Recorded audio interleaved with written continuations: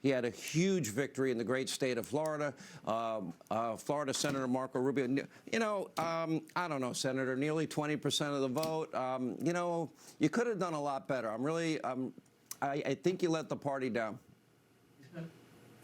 Well, we tried our best. We were outraised 2-1, and we won Florida by more than Schumer won New York, and a bunch of other people won liberal states like Illinois and things of that nature. But we're very proud of the race. People worked very hard, and I think at the end of the day, what it shows you is a couple things. You talked about one of them, and that is the changes that we're seeing in Florida. But the changes in Florida aren't just people moving here. That's certainly true. People are moving here because they want to get away from this lunacy in other parts of the country.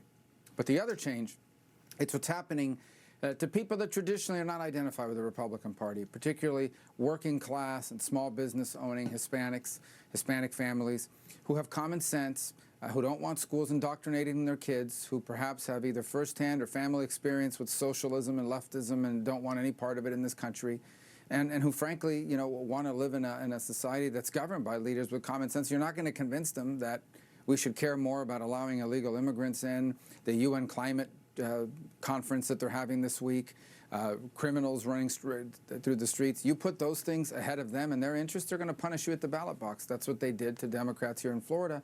That's what I wish we'd be seeing in other parts of the country. Unfortunately, there's multiple reasons why that's not happening, and the ultimate price will be paid by our country. And I actually think, Sean, all of this is going to make the Democrats even more radical. You already see Biden saying he's not going to change anything. They think this is an affirmation.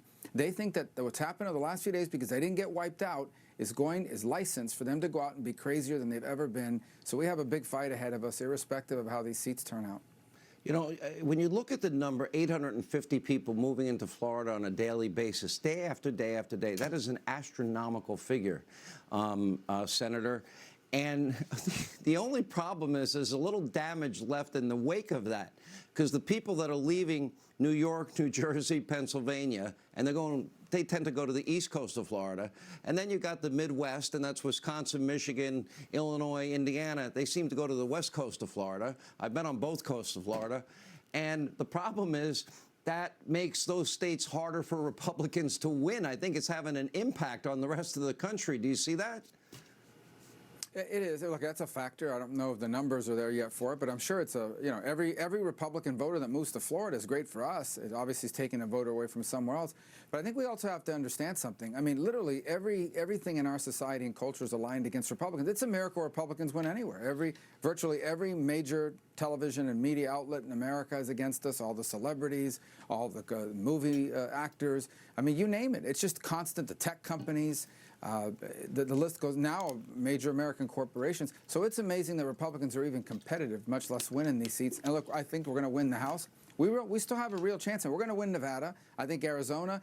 I don't know. It's an embarrassment. I honestly think, like you guys are reporting, and I don't have anything against the state of Arizona, great people, but it seems like you guys are reporting on some third world country that's having one of these elections where every day they're finding new boxes here, new votes there. I don't understand how this is possible in the 21st century. Florida had a lot more votes, had every vote tabulated. We knew how many people had voted by 7:05, 8:05, and they were already reporting results in Miami-Dade County, which has, you know, almost 1 million voters were cast here, by 7:04. They had already posted all the early votes because they had set it up. And I just don't get it. I don't understand it. Yeah, it's wrong. It's unfair to the people in those states, but it's also unfair to the people in the rest of the country. Senator, this was a massive win. Congratulations to you and to the governor, and job well done. Thank you for taking time for being with us and creating a safe haven for people that like freedom. All right, joining us now, Wisconsin Senator Ron Johnson. Senator, I don't know what the final